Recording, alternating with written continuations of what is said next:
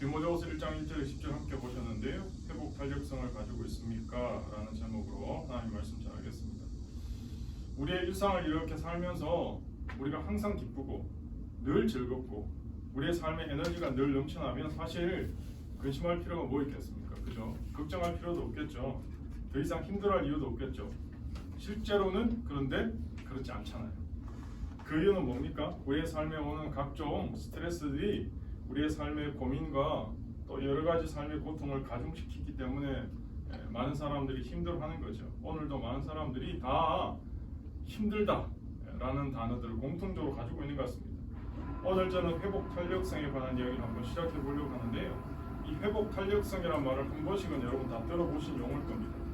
회복 탄력성이란 말은 사회학적으로나 심리학적으로 정의하는 부분이 조금씩의 차이는 있지만 기본적으로 한 문장으로 정리하면 역경이나 외상, 비극, 위협들에 직면해서 잘 적응해 가는 과정에서 드러나는데 어려운 경험을 하고 나서 다시 회복하는 것 이렇게 나와 있습니다. 그러니까 인생을 살면서 여러 가지 외부에서 오는 요건이나 위협이나 여러 문제들을 다 경험한 다음에 이것을 극복해가는, 회복해가는 그런 상황, 상태, 그런 능력, 그것을 아마 회복 탄력성이라고 하는 것 같습니다. 회복 탄력성은 개인적으로나 그룹별로 차이가 좀 있습니다. 그런데요, 제가 책을 다 읽지는 못했지만 회복 탄력성에 관한 책들 제가 이제 몇 권 또 강의도 들어보고 읽어보니까 회복 탄력성을 평소에 어려운 일을 당하기 전에 내가 늘 갖고 있는 예방적 차원에서 갖고 있어야 될 두 가지 요소가 있다. 공통적인 그런 이야기들을 제가 있더라고요. 첫 번째가 감사하기입니다. 감사하기. 일반적인 사람들이 하는 이야기. 그러니까 어려움이 왔을 때 평소에 감사가 많은 사람이 그 어려움을 잘 극복하더라는 거예요. 그리고 잘 일어나더라는 거죠. 회복 탄력성이 보통 사람보다 좋다라는 거죠. 두 번째는 운동하기입니다. 운동하기. 재밌게도. 그러니까 평상시에 운동하는 것. 오면서 집사람이랑 이렇게 치매 이야기 하면서 치매 예방하는데 좋은 여러 가지 방법이 있는데 그 중에 하나가 몸을 많이 움직이고 운동하는 게 치매 예방에 도움이 된다. 이런 이야기를 하더라고요. 그러니까 치매에도 운동이 도움이 되는 것처럼 여러분 회복 탄력성에도 운동이 도움이 되는 거죠. 이게 대단히 중요하다는 거죠. 이게 이제 일반적 사람들이 이야기하는 겁니다. 우리가 심리학적으로 인간이 이 땅을 살면서 겪는 슬픔이 보통 세 가지다 이렇게 이야기하거든요. 고독, 이별, 죽음 이렇게 얘기합니다. 그래서 가장 큰 슬픔이 죽음이고 그 다음 이별, 마지막에 고독이다 이렇게 이야기하는데 제가 가만히 생각해 보니까요, 이 죽음이라는 이 범주 안에 고독과 이별이 다 들어가는 것 같아요. 그런데 이 세 가지를 동시에 겪은 사람들이 있습니다. 그 사람들이 바로 예수님 당시의 제자들입니다. 예수님의 제자들은 자신의 선생님이 지금 십자가에 달려 돌아가신다는 그 엄청난 이 사건 측면에서 그야말로 멘붕이 온 거죠. 우리 흔히 말하는. 근데 사실은 그들은 예수님이 하신 그 기적 사건들을 보면서 야, 예수님이야말로 이제 우리를 로마로부터 독립시킬 메시아 아닌가? 기대가 잔뜩 부풀어 있는데 십자가에 허망하게 돌아가신다고 예고할 뿐만 아니라 진짜로 가장 비참한 십자가형으로 돌아가시니까 제자들의 마음이 어떻겠습니까? 완전히 그야말로 마음이 참 어려웠겠죠. 어려울 뿐만 아니라 어떻게 보면 낙심 그 자체였을 것 같아요. 그런데 이런 상황 속에서 갑자기 소문이 들립니다. 예수님이 살아나셨다. 이건 뭐지? 근데 진짜로 자기들이 모여있는 곳에 예수님이 나타나신 거예요. 부활하신 모습으로. 여러분 그때 그 감동과 감격이 어떻겠어요? 우리가 경험해 보지 않아서 모르겠지만 한번 상상을 해보십시오. 예수님이 십자가에 못 박힌 걸 분명히 봤는데 부활한 주님이 내 눈앞에 나타났다. 그건 대단한 거 아니겠습니까? 근데 더 참담한 건 그렇게 부활하신 주님이 내 눈앞에서 이렇게 말씀 전하시고 같이 이렇게 하시더니만 갑자기 또 하늘로 가시겠대요. 이제 부활한 지 얼마 됐다고. 그러니까 십자가에 허무하게 돌아가실 때보다 저는 부활하신 주님이 하늘로 가신다는 게 저는 더 멘붕이지 않을까. 이제는 완전 트라우마가 생기지 않을까 하는 그 생각이 됐어요. 그런데 예수님이 그렇게 두려워하고 근심하는 제자들에게 명령과 약속을 남기시거든요. 어떤 명령과 약속이냐? 예루살렘을 떠나지 말고 하나님이 약속하신 성령이 임할 때까지 간절히 기도하고 모여 있어라 예루살렘에. 그래서 제자들은 주님의 그 명령과 약속에 따라 예수님이 가신 다음에 예루살렘 마가다락방에서 결국 열흘 동안 간절히 기도했거든요. 이게 이제 오순절이잖아요. 예수님이 40일 동안 지상에 계시다가 오순절날 성령이 임했으니까 열흘 동안 기도한 거죠. 그래서 10일 동안 간절히 기도하는데 결국 제자들에게 사도행전 2장에 보시면 성령 역사가 강력하게 오순절날 임하게 되는 거죠. 그래서 흔히 오순절 성령 강림주일 이렇게 표현하거든요. 그래서 오순절 성령 강림주일은 교회의 탄생, 교회의 생일이라고 할 수 있습니다. 왜냐하면 오순절 성령 강림을 통해서 교회가 시작됐기 때문이죠. 더 나아가서 교회 공동체를 위한 회복 탄력성의 중심 축제일은 뭐냐? 오순절 성령 강림절이라는 거죠. 저는 현재 21세기 대한민국 땅을 살아가는 수많은 사람들이 가장 필요한 게 뭘까? 그럼 제가 또 목사로서 사람들이 조금이나마 도움될 수 있는 게 뭘까? 이 고민을 좀 해보고 살거든요. 제 결론은 오늘날 이 대한민국 땅에 있는 모든 사람들이 가장 필요로 하는 건 회복이다. 회복. 육체적이든 정신적이든 영적이든 다 회복이란 이 단어가 다 필요한 거 아닌가 하는 생각이 듭니다. 그래서 아마도 사람들이 먹는 것에서부터 시작해서 삶의 다양한 일상적 자리에서 계속해서 여러분 뭐 하도 많이 들었겠지만 힐링이라는 단어가 어마어마하게 우리에게 이 음료수를 마시면 뭐 힘이 솟습니다. 뭐 그런 광고부터 시작해서 아니면 각종 다양한 일상적 삶의 방법으로 뭐 일상을 떠나요. 뭐 그러면서 여러 프로그램들이 얼마나 많아요. 그런데 그 회복이 세상적으로 심리학적으로 사회학적으로는 맞을지 몰라도 저는 목사로서 오늘 성경을 통해서 하나님 말씀을 통해서 회복 탄력성을 말씀드리려고 하는 겁니다. 오늘 우리가 함께 보신 이 디모데후서는 사도 바울이 노년에 로마 감옥에 다시 갇히게 됩니다. 그리고 그 감옥에서 자기의 영적 아들 디모데에게 썼던 편지입니다. 그래서 오늘 본문에도 보시면 디모데에게 편지한다라는 말이 서두에 나오지 않습니까? 디모데후서 마지막 4장에 가면요 사도 바울이 스스로 이렇게 고백하거든요. 전쟁과 같이 내가 벌써 부어지고 나의 떠날 시각이 가까웠다. 다시 말해서 사도 바울은 지금 자기의 죽음이 얼마 남지 않았다는 걸 직감하고 있었던 것 같아요. 더 나아가서 사도 바울의 지금 상황은 최악의 상황입니다. 자기가 막 병자들을 고치고 복음 전할 때는 그렇게 많은 사람들이 따라다니고 그렇게 많은 동료들이 있더니만 자기가 감옥에 딱 들어가니까요 사람들이 다 도망가 버렸어. 다 배신하고 떠나버렸어. 같이 하나님 일을 도모했던 데마 같은 사람은 배신하고 떠나가고 세상을 쫓아서 데살로니가로 갔다 그러고 그레스게와 디도는 나는 사도 바울과 사명이 좀 다른 것 같아. 그래서 사도 바울을 떠나 자기의 사역지로 다 가버린 거예요. 지금 옆에 누구만 있냐? 누가만 있는 거야. 누가 있냐? 누가만 있는 거야. 누가만 사도 바울 곁에 지금 지키고 있는 상태거든요. 사명이 다르다는 이유로 사도 바울 곁을 떠나가고 또 배신하고는 세상을 쫓아가는 데마도 있고, 그러니까 사도 바울이요 만감이 교차했을 것 같아요. 인간적으로 굉장한 외로움, 고독. 그래도 자기가 하나님께 부름받은 사도인데 엄청난 사역을 지금까지 평생을 감당했는데, 근데 자기 인생 말년에 인생의 가장 쓸쓸하고 어떻게 보면 어두운 시기를 지금 지나가고 있는 거죠. 그럼에도 불구하고 사도 바울은 자기의 상황에 포커스를 맞춘 게 아니고 자기의 영적 아들 디모데를 격려하기 위해서 지금 이 편지를 쓰고 있다는 거예요. 그런 의미에서 사도 바울이야말로 고독과 이별과 죽음의 이 세 가지 슬픔을 동시에 지금 경험하고 있는 사람이다. 그렇게 저는 보는 것입니다. 비록 자신은 인간적인 상황으로 보면 최악의 상황이지만 사도 바울은요 그럼에도 불구하고 감격이 있었어요. 감사가 있었어요. 그 이유는 다시 말씀드리지만 사람이나 상황이나 세상을 바라본 게 아니고 심지어 자기 형편을 바라본 게 아니고 복음을 붙들었기 때문에 복음을. 더 나아가서 자기의 영적 아들인 디모데를 바라보고 있으니까요 사도 바울이 감격이 되는 거예요.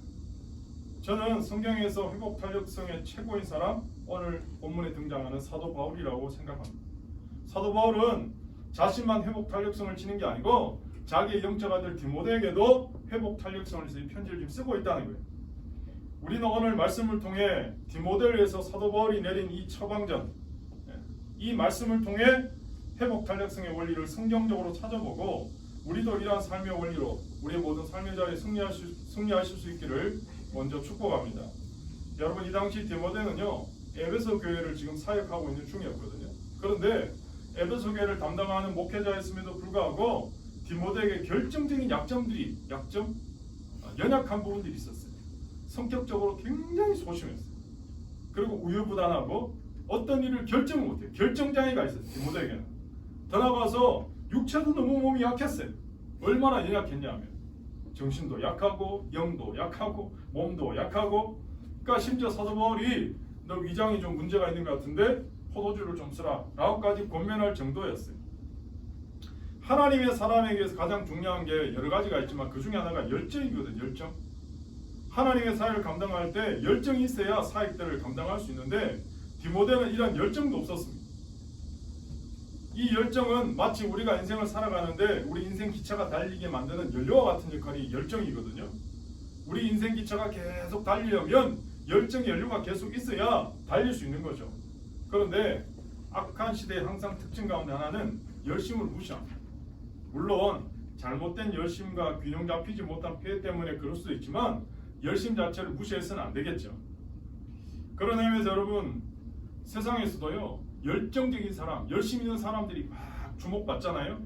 대표적인 경우가 새벽 시장 가시면 막 열정이 대단한 것 같아요. 사람들이.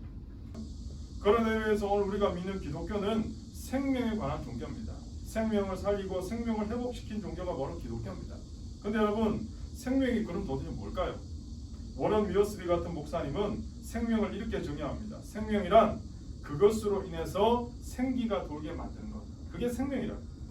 그런데 오늘 본문의 사도 바울은 세상의 모든 명예나 부나 권력을 배설물처럼 여긴다고 선포하고, 사도 바울에겐 뭐가 생명과 같으냐? 복음이라. 복음. 빌립보서 1장 21절에 이는 내게 사는 것이 그리스도니 죽는 것도 유익하다 이렇게 고백합니다. 사도 바울에게는요 오직 예수님이 자기의 생명과도 같다고 고백합니다. 그러므로 오늘 우리에게 다시 열심이 중요합니다. 열심이 있어야 우리 인생이 새로워진다는 거죠. 그런데 이 열심이야말로 더 나아가서 복음 전가하는 사람들의 자세라는 거죠. 사도 바울은요 복음을 부끄러워하지 않는다. 여러분, 복음이 부끄럽습니까? 복음을 부끄러워하지 않는데요. 왜 그런지 아십니까? 복음은 생명을 살리는 능력이 되기 때문에. 복음은 생명을 살리는 능력이 되기 때문에 사도 바울은 복음을 부끄러워하지 않는데, 한 조직의 최대의 자산 가운데 한 가지가 바로 그 조직과 그 단체의 분위기거든요. 그러니까 그 분위기가 어떠냐에 따라서 그 조직이 사느냐 죽느냐가 달려 있는데, 그 분위기를 최고로 이끌어낼 수 있는 방법 중에 하나가 칭찬과 격려입니다. 그래서 마크 트웨인 같은 작가는 사람이 한 번 칭찬 들으면 한 달을 버틸 수 있다 이렇게까지 이야기하거든요. 그러니까 칭찬 하나가, 격려 하나가 대단하다는 거죠. 더 나아가서 오늘 우리 인생의 열정을 불타오르게 만들고 열심 내게 만드는 방법 중에 하나가 여러분 격려입니다. 격려. 제가 뭐 신문 기사에 격려가 뭘까, 인커리지먼트가 뭘까 이렇게 기사화되어 있는 걸 보니까요, 사전적 의미로는 용기나 의욕이 솟아나도록 북돋아 주는 것, 이게 격려라는 거예요. 근데 원래 이 단어의 유래가 어디냐면 라틴어의 심장, 마음을 뜻하는 코르, COR, 코르가 원래 이 격려라는 단어예요. 그러니까 다시 말해서 내가 누군가를 격려한다라는 뜻을 제대로 해석하면 나의 심장을 내준다 이런 뜻입니다. 대단한 거 아닙니까? 원래 라틴어 심장이란 하트라는 단어가 코르디스인데 코르가 소유격이거든요. 그래서 내가 누구를 격려한다, 내가 누구를 칭찬한다 할 때는 원래 그 본뜻은 내 심장을 내어준다 이런 뜻이랍니다. 그러니까 여러분, 내가 누군가에 격려받는다는 건요, 그 사람이 나에게 자기의 심장을 내어주고 있는 그런 상태라는 거죠. 그래서 여러분, 격려는 마치 산소와 같은 역할이에요. 격려는 우리를 담당하게 만들어요. 격려는 생명을 주는 힘이 돼요. 격려는 다시 뛸 수 있는 능력을 주는 힘이라는 거죠. 그런데 저는 이 격려의 힘을 회복 탄력성이라는 말로 바꾸어 사용해 보려고 하는 거죠. 여러분, 격려야말로 무기력하게 쓰임받는 게 아니라 강력하게 쓰임받도록 만들어줍니다. 들어가서 초라하게 살아가는 인생을 영광스럽게 살도록 자극하고 도와주는 역할을 하는 게 바로 격려라는 거죠. 오늘 예배 가운데 오신 여러분, 우리 모두가 다 격려가 필요한 하나님의 사람들입니다. 저는 지금 사도 바울이 자신의 아들 영적 디모데를 격려하는 이 부분을 보면서 오늘 우리도 이 땅을 살면서 삶의 자리에서 회복 탄력성을 가져올 수 있는 격려의 방법이 뭘까? 이제 세 가지로 정리하려고 합니다. 첫 번째는 사도 바울은 디모데를 어떻게 격려하냐? 사랑을 표현하는 방법으로 지금 격려한다는 거예요. 결국 오늘 우리의 삶에 회복될 수 있는 첫 번째 격려의 방법은 우리가 관계 속에서 서로를 인정하고 인정받을 때 우리가 회복될 수 있다는 거죠. 2절 한번 보실래요? 2절 말씀. 여러분 사도 바울이 디모데를 어떻게 씁니까? 사랑하는 아들 이렇게 표현합니다. 사랑하는 아들. 여러분 이 표현이 대단한 표현이거든요. 지금 사도 바울이 디모데에게 너는 나의 사랑하는 아들이다. 그렇게 지금 고백하는 거예요. 우리 인간은요 사랑에 대한 확신이 있을 때 힘과 용기가 솟아나는 존재거든요. 여러분 동물도 마찬가지 아닙니까? 자기가 사랑하는 주인을 위해서 목숨 바치는 동물들이 여기 종종 미담으로 기사거리가 되는 경우들이 있잖아요. 포레스트 검프라는 영화 보셨습니까? 사랑 때문에 무조건 달리잖아요. 포레스트 검프. 안 보셨으면 명작 아닙니까? 계속 뭐 때문에 뛰냐 보니까 판정에 대한 그 사랑 때문에 달리게 하는 거잖아요. 그래서 여러분 운동 경기에서의 응원의 효과를 아십니까? 운동 경기에서 응원이 경기장에 뛰고 있는 선수들에게 엄청난 힘을 주잖아요. 그래서 저는 응원의 힘을 믿거든요. 우리 부모님들이 자녀들에게 해주시는 가장 최대의 선물 가운데 한 가지는 자녀들을 응원하는 겁니다. 응원. 우리 자녀들이 어디서 자신감을 회복하나? 부모님으로부터의 격려로부터 자신감을 회복하는 거죠. 이 격려는 내가 사랑받고 있는 존재구나 라는 걸 확인하는 거죠. 우리 그러면 어른들도 마찬가지예요. 가정이나 직장이나 우리의 모든 삶의 자리에서 내가 격려받고 있구나, 내가 인정받고 있구나 라고 생각할 때 자신감이 회복되거든요. 근데 여러분 가만히 생각해 보면 인간이 주는 격려에는 한계가 있습니다. 그래서 오늘 저는 하나님이 우리에게 주시는 격려를 받아야 돼요. 하나님 우리를 회복시키실 때, 하나님이 사람을 살리실 때 보면 항상 사랑을 확인시켜 주세요. 하나님이요 우리에게 계속 뭐라고 말씀하세요? 내가 너를 사랑한다. 세상 끝날까지 내가 너와 함께하겠다. 계속 말씀하시잖아요. 예수님을 3번씩이나 모른다고 부인하고 저주하고 떠나간 베드로를 주님이 찾아오셔서 베드로를 책망하셨어요? 아니잖아요. 오히려 네가 나를 사랑하느냐 부르시면서 내 양을 쳐라, 내 양을 맡긴다고 부탁하셨잖아요. 이야기는 베드로에게 새로운 사명을 맡긴다는 이야기도 되지만 여전히 내가 너를 사랑하고 있다, 여전히 내가 너를 믿고 있다라는 이야기거든요. 여러분 어떻게 해야 우리 주변에 있는 사람들을 다시 살릴 수 있습니까? 회복시킬 수 있습니까? 우리의 자녀들을 건질 수 있습니까? 여전히 내가 너를 믿고 있다, 내가 너를 사랑한다는 확신을 심어줄 때 그 사랑의 힘이 있을 때 회복된다는 거죠. 지금 현재 다른 나라 볼 것도 없고 우리가 살고 있는 대한민국 현실을 보십시오. 뭔가 자꾸 극단으로 가는 것 같아요. 극단. 마치 브레이크가 파열된 자동차가 질주하는 것 같은 사회 현상들이 곳곳에서 일어나잖아요. 사람들의 마음도 그런 것 같아요. 근데 결국 이 사회를 살린 힘은 어디서 온다고 생각하십니까? 제도로? 어떤 방법으로? 다른 어떤 방법도 아니고 결국은 이 사회를 살릴 수 있는 방법은 사랑에서 와요. 사랑. 근데 이 사랑은요 표현해야 되거든요. 사도 바울은 지금 표현하잖아요. 사랑하는 디모데. 그러면 사랑은 여러분 우리 주변의 사람들에게 사랑을 주고받아야 됩니다. 사랑을 나누어야 됩니다. 표현해야 됩니다. 그런데요 뭐니 해도 가장 큰 사랑의 터치는 하나님의 사랑의 터치입니다. 하나님이 요한복음 3장 16절에 이렇게 말씀하십니다. 하나님이 세상을 이처럼 사랑하사 독생자를 주셨으니 이는 저를 믿는 자마다 멸망치 않고 어떻게 해요? 영생을 얻게 하려 하십니다. 하나님이 세상을 이처럼 사랑하신대요. 그 세상에 우리 이름을 다 다시 넣어보세요. 하나님이 누구누구를 이처럼 사랑하셔서 독생자 예수님을 주셨다는 거예요. 하나님 우리를 얼마나 사랑하시나? 자기의 하나밖에 없는 only begotten Son 예수 그리스도를 내어주실까지 저와 여러분을 사랑하셨다는 거예요. 그게 바로 하나님의 우리를 향한 사랑이에요. 하나님이 나를 이렇게 사랑하시는구나, 하나님이 이 정도로 나를 사랑하시는구나 라는 여러분 감격이 있으면요 사람이 나를 별로 위로하지 않아도, 사람이 별로 나에게 격려하지 않아도 어마어마한 격려와 위로를 얻을 수 있습니다. 어디서 얻을 수 있습니까? 바로 예배를 통해서. 오늘 예배가 하나님이 여러분을 회복시키시는, 하나님이 여러분을 사랑하신다는 그 놀라운 음성을 듣는 예배 되시기를 예수님 이름으로 축복합니다. 두 번째 격려는 상대방의 숨겨진 장점을 찾아서 보여줄 때 여러분 이게 대단한 격려가 됩니다. 여러분 아시는 것처럼 디모데의 기질은 전형적인 우울질입니다. 우울질. 전형적인 우울질이란 말은 모든 게 다 잘 될 때도 항상 최악을 생각해요. 쉽게 좌절하고 쉽게 소심하고 시도 때도 없이 울고. 그래서 디모데의 별명이 뭐냐? 울보 디모데. 울보.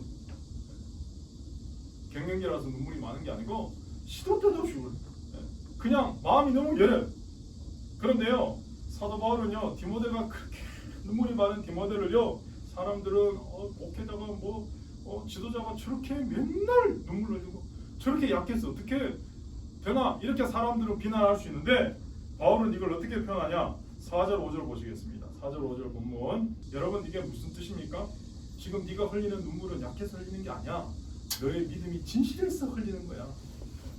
네 믿음이 순수하고 진실하니까 그게 눈물로 표현되는 거야 라고 사도 바울은 오히려 이렇게 얘기하는 거예요. 여러분, 그러므로 상대방을 격려할 때는요, 그 사람의 장점을 볼 줄 알아야 돼요. 그리고 그 장점을 찾아내서 말해줄 때 격려가 되고 위로가 돼요. 더 나아가서 디모데는요, 자기 집안에 대해서도 엄청난 열등감이 있어요. 다시 말해서 디모데는 그 당시에 부모님이 국제 결혼해서 낳은 혼혈 2세 정도, 이렇게 생각하면 됩니다. 여러분, 다시 말씀드리지만 물론 유대인들이 모계 전통을 따라가긴 하지만 아버지가 헬라인이니까 계속해서 반쪽짜리라고 놀림받는 거예요. 그러니까 디모데에게는 이거에 대한 엄청난 수치심이 있었거든요. 그런데 사도 바울은 뭐라고 고백하냐? 그렇지 않다는 거예요.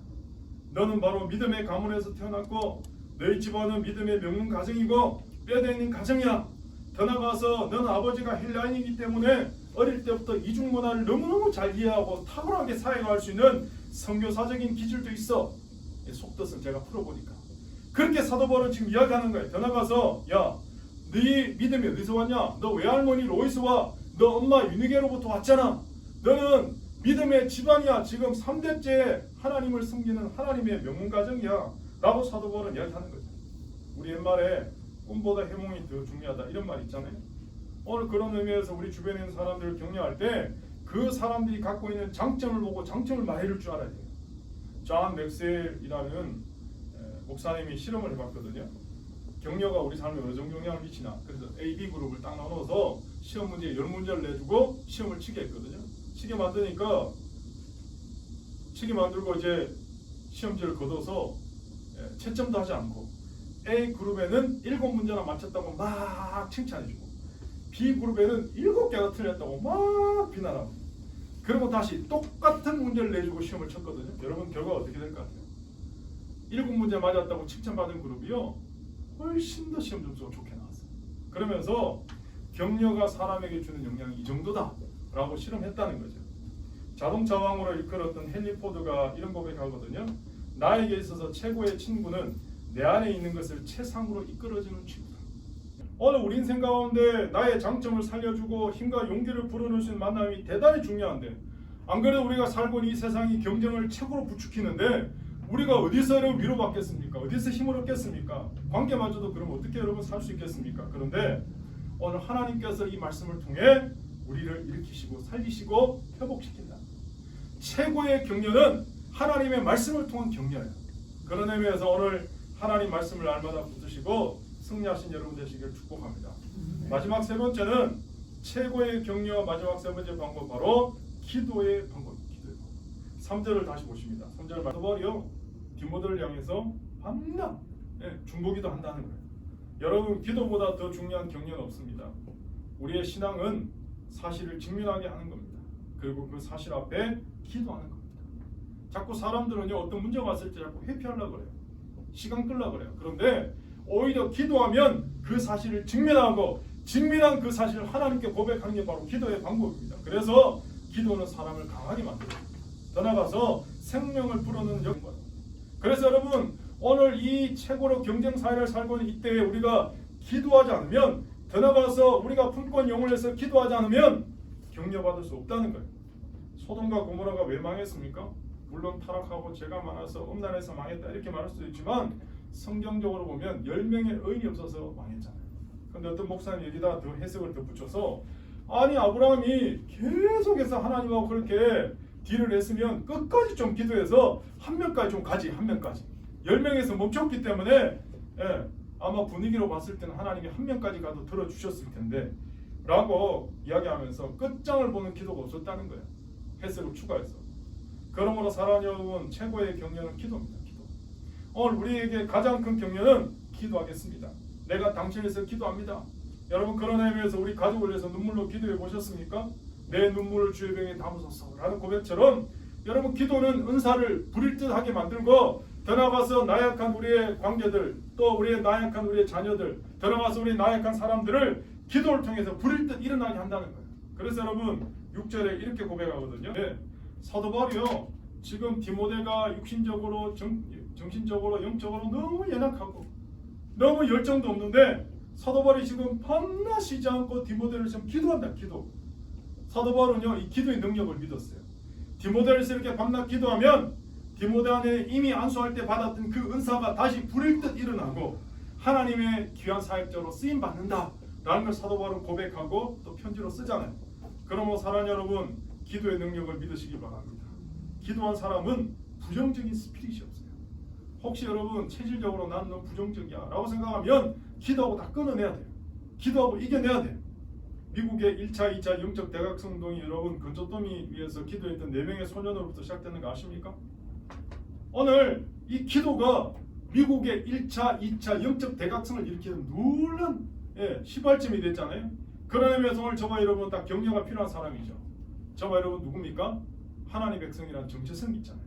오늘 하나님의 백성이라는 이 정체성을 가지고 하나님과의 신뢰의 관계를 회복하고 나서 하나님 허락하신 우리 가정이든 교회든 우리의 모든 공동체든 관계든 조직이든 그 속에서 여러분이 하나님의 사람으로 격려를 심어주고 여러분 또 격려를 통해서 하나님의 사람으로 쓰임받기를 예수님 이름으로 축복합니다. 제가 3가지 말씀드렸잖아요. 격려를 위해서 우리가 어떻게 해야 됩니까? 첫 번째, 사랑을 표현할 줄 아는 사람. 두 번째, 서로 간의 장점을 찾아서 말해주는 것 대단히 중요합니다. 마지막으로 서로를 위해서 중보하며 기도하는, 기도야말로 최고의 격려라는 걸 아시고 여러분 기도를 통해 승리하는 여러분 되시길 축복합니다. 그런데요, 마지막으로 오늘 지금 예배를 통해서 하나님 여러분을 사랑한다고 말씀드렸어요.